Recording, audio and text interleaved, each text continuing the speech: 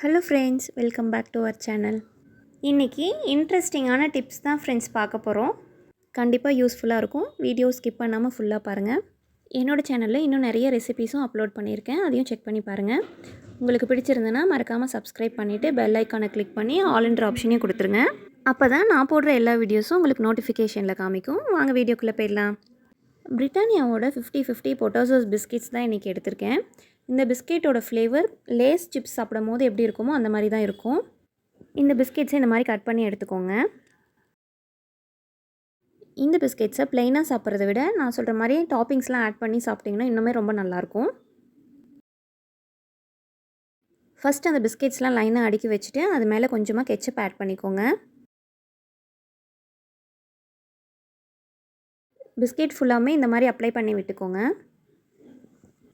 இதுக்கு மேலே டாப்பிங்ஸ்லாம் ஆட் பண்ணிடலாம். பொடியாக கட் பண்ண வெங்காயம், கொஞ்சமாக கேப்சிகம், பொடியாக கட் பண்ண தக்காளி, கொத்தமல்லி இலை, இது எல்லாத்தையும் இது மேலே ஆட் பண்ணிக்கலாம்.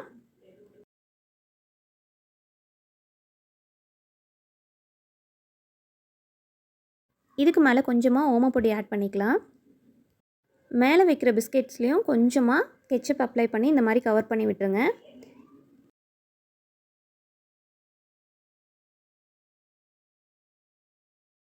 இந்த மாதிரி கெச்சப் வச்சு டெக்கரேட் பண்ணி கொடுத்தீங்கன்னா சாப்பிட்றதுக்கு ரொம்ப நல்லாயிருக்கும். ட்ரை பண்ணி பாருங்கள். நெக்ஸ்ட் டிப் என்னென்னு பார்த்துடலாம். யூஸ்வலாக வடைக்கு அரைப்போம் இல்லைங்களா, அதே மாதிரி அரைச்சிட்டு ஆயிலில் போட்டு எடுக்காமல் நான் சொல்கிற மெத்தட் ட்ரை பண்ணி பாருங்கள். இந்த மாதிரி கையில் உருண்டையாக உருட்டி எடுத்துக்கோங்க. தோசைக்கல்லை ஹீட் பண்ணிவிட்டு அதில் கொஞ்சம் ஆயில் ஆட் பண்ணி விட்டுருங்க. இப்போ நம்ம எடுத்து வச்சுருக்க அந்த மிக்சரை இந்த மாதிரி கை வச்சு ப்ரெஸ் பண்ணி விட்டுக்கோங்க.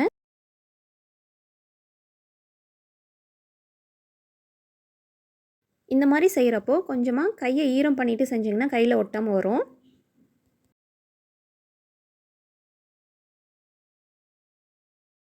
இந்த மாதிரி நல்லா ஸ்ப்ரெட் பண்ணி விட்டுட்டு ஓரமாக கொஞ்சமாக ஆயில் விட்டுருங்க. அப்போ தான் கிறிஸ்பியாக கிடைக்கும் நமக்கு. ஒரு பக்கம் குக் ஆன உடனே கரண்டி வச்சு இன்னொரு பக்கம் திருப்பி விட்டுருங்க. ஒரு பக்கம் நல்லா குக் ஆனதுக்கப்புறமா தான் திருப்பி விடணும், இல்லைன்னா எல்லாம் ஒரு மாதிரி பிஞ்சிட்டு வந்துடும்.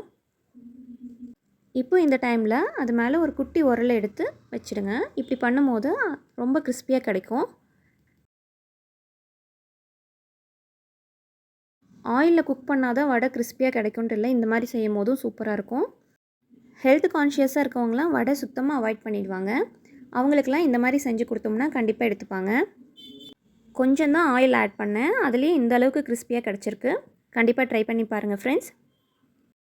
நெக்ஸ்ட் டிப் என்னென்னு பார்த்துடலாம். கடையில் ஃபலூடா சாப்பிடும் போது, ஐஸ்கிரீம் சாப்பிடும் போதெல்லாம் ஜெல்லி ஆட் பண்ணி தருவாங்க. அந்த ஜெல்லியை வீட்லேயே சுலபமாக எப்படி செய்கிறதுன்னு தான் நான் சொல்ல போகிறேன். 10 கிராம்ஸ்க்கு அகர் அகர் எடுத்துக்கோங்க. இது எல்லா சூப்பர் மார்க்கெட்லேயும் கிடைக்கும். ஃபஸ்ட்டு இந்த அகர் அகரை 10 மினிட்ஸ்க்கு தண்ணியில் ஊற வச்சுட்டு அதுக்கப்புறமா எடுத்து சுடு தண்ணியில் போட்டு தான் செய்யணும். ஃபஸ்ட் டைம் ட்ரை பண்ணும்போது கண்டிப்பாக யாருக்கும் தெரியாது. நானும் ஒரு சில டைம் இந்த மாதிரி செஞ்சுருக்கேன். சோக் பண்ணி செய்யும் பொழுது தான் அந்த நம்ம ஆட் பண்ணுற அகர் அகர் சட்டுன்னு கரைஞ்சிரும். பாருங்கள், நான் ஆட் பண்ண உடனே அந்த அகரகர்லாம் அப்படியே தண்ணியில் மிக்ஸ் ஆகிடுச்சு. இப்போ நான் ரோஸ் சிரப் மட்டும் ஆட் பண்ணிவிட்டு தேவையான அளவு சுகரும் ஆட் பண்ணிவிட்டு எல்லாம் மிக்ஸ் பண்ணி செட் பண்ணிடலாம். நான் 1/4 லிட்டர் தண்ணியில் 10 கிராம் அகரகர் ஆட் பண்ணியிருக்கேன். தேவையான அளவு சுகரும் ரோஸ் சிரப் மட்டும்தான் ஆட் பண்ணியிருக்கேன், வேறு எதுவுமே ஆட் பண்ணல. இப்போ எல்லாம் மெல்ட் ஆன உடனே நான் ஒரு ஃபில்டரை வச்சு ஃபில்ட்ரு பண்ணி எடுத்துக்கிறேன். ஏன்னா 1-2 தட்டுப்பட்டது அப்படியே நின்றுடும். அதெல்லாம் கம்ப்ளீட்டாக நம்ம ஸ்ட்ரெயினர் வச்சு ஸ்ட்ரெயின் பண்ணிடலாம். இது ஒரு பிளேட்டில் மாற்றிட்டு ஃப்ரிட்ஜில் நார்மல் ரேக்கில் தான் வைக்கணும். கண்டிப்பாக ஃப்ரீசரில் வைக்கவே கூடாது. ஒரு 10 நிமிஷம் வச்சிங்கன்னா போதும், அழகாக செட் ஆகிடும். அதுக்கப்புறமா எடுத்து நமக்கு வேணுங்கிற ஷேப்பில் இந்த மாதிரி கட் பண்ணி நம்ம ஆட் பண்ணிக்கலாம். இந்த ஜெல்லியை அப்படியேவும் சாப்பிட்றதுக்கு குழந்தைங்களுக்கு கொடுக்கலாம், இல்லைனா மில்க் ஷேக்கில், ஐஸ்கிரீம்ஸில், ஃபலூடாவில் இந்த மாதிரி ஆட் பண்ணி கொடுக்கலாம். ட்ரை பண்ணி பாருங்கள். நெக்ஸ்ட் டிப் என்னென்னு பார்த்துடலாம். யூஸ்வலாக வீட்டில் பொடி அரைக்கும் பொழுது டைரெக்டாக ஸ்பைசஸ் அப்படியே ஆட் பண்ணி மூடி போட்டு மூடி அரைச்சிடுவோம். நான் சொல்கிற மாதிரி ட்ரை பண்ணி பாருங்கள். உங்கள்கிட்ட ஏதாவது இந்த மாதிரி காலியான கவர்ஸ் இருந்தால் எடுத்துக்கோங்க. ஸ்பைசஸ்லாம் அரைக்கிறதுக்கு முன்னாடி இந்த மாதிரி கவர் வச்சு அதுக்கு மேலே லிட் போட்டு மூடி அரைச்சி ட்ரை பண்ணி பாருங்கள். கொஞ்சம் கூட வேஸ்டேஜே ஆகாது. நம்ம டைரெக்டாக மூடி அப்படியே போட்டு அரைக்கும் போது நிறைய வேஸ்டேஜ் ஆக சான்சஸ் இருக்குது. நான் இப்போ அரைக்கும் போது கூட மூடி ஈரமாக தான் இருந்தது, ஆனால் எனக்கு கொஞ்சம் கூட ஒட்டவே இல்லை. நம்ம அரைக்கிற ஸ்பைசஸ்லாம் கொஞ்சம் கூட வேஸ்ட் ஆகாமல் இந்த மாதிரி அரைச்சி எடுத்துக்கலாம். நீங்களும் ட்ரை பண்ணி பாருங்கள். உங்களுக்கு பார்க்கும்போதே நல்லா தெரியும், இந்த கவரில் கொஞ்சம் தான் ஒட்டியிருக்கு. அதையும் இந்த மாதிரி கை வச்சு எடுத்து யூஸ் பண்ணிக்கலாம். இன்னொன்று, இந்த மாதிரி செய்கிறதுனால நமக்கு வேலையும் மிச்சமாகும். நெக்ஸ்ட்டு டிப் என்னென்னு பார்த்துடலாம். இன்றைக்கி வித்தியாசமான சப்பாத்தி ரோல் தாங்க பார்க்க போகிறோம். அதுக்கு சப்பாத்தி மாவை இந்த மாதிரி நல்லா திரட்டி எடுத்துக்கோங்க. கல் நல்லா ஹீட் பண்ணிவிட்டு சப்பாத்தி சுட்டு எடுத்துக்கோங்க. திரும்பவும் அதே கல்லில் கொஞ்சமாக பட்டர் ஆட் பண்ணிவிட்டு ஒரு முட்டையை உடச்சி ஊற்றிக்கோங்க.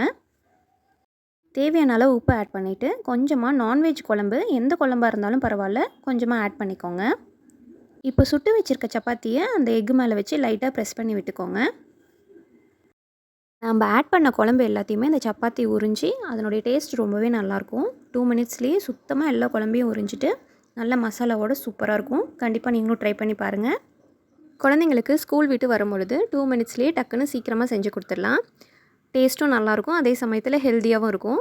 வெறும் எக்கு மட்டும் கொடுக்காம கூட இந்த மாதிரி கொடுக்கும்போது இன்னுமே நல்லாயிருக்கும். அடுத்ததாக பார்க்க போகிற டிப்ஸு கண்டிப்பாக எல்லாேருக்கும் யூஸ்ஃபுல்லாக இருக்கும். சப்பாத்தி மாவு யூஸ் பண்ணிவிட்டு மீதம் இருக்க மாவை நம்ம அப்படியே ஃப்ரிட்ஜில் ஸ்டோர் பண்ணி வைப்போம். அந்த மாதிரி வச்சுட்டு நெக்ஸ்ட் டே எடுத்து யூஸ் பண்ணும்போது மேலெலாம் பிளாக் கலரில் ஃபார்ம் ஆகிருக்கும். அந்த மாதிரி ஆகாமல் இருக்கணும்னா கொஞ்சமாக நீங்கள் வர மாவு கொஞ்சம் எடுத்து அந்த கப்புக்கு அடியில் ஆட் பண்ணிவிட்டு மாவு ஃபுல்லாகவுமே லைட்டாக டஸ்ட் பண்ணி விட்டுருங்க. அதனுடைய கலர் சேஞ்ச் ஆகாமல் சாஃப்டாக ஃப்ரெஷ்ஷாக அப்படியே இருக்கும். 2-3 நாளைக்கு கூட ரொம்பவே நல்லாயிருக்கும். ட்ரை பண்ணி பாருங்கள்.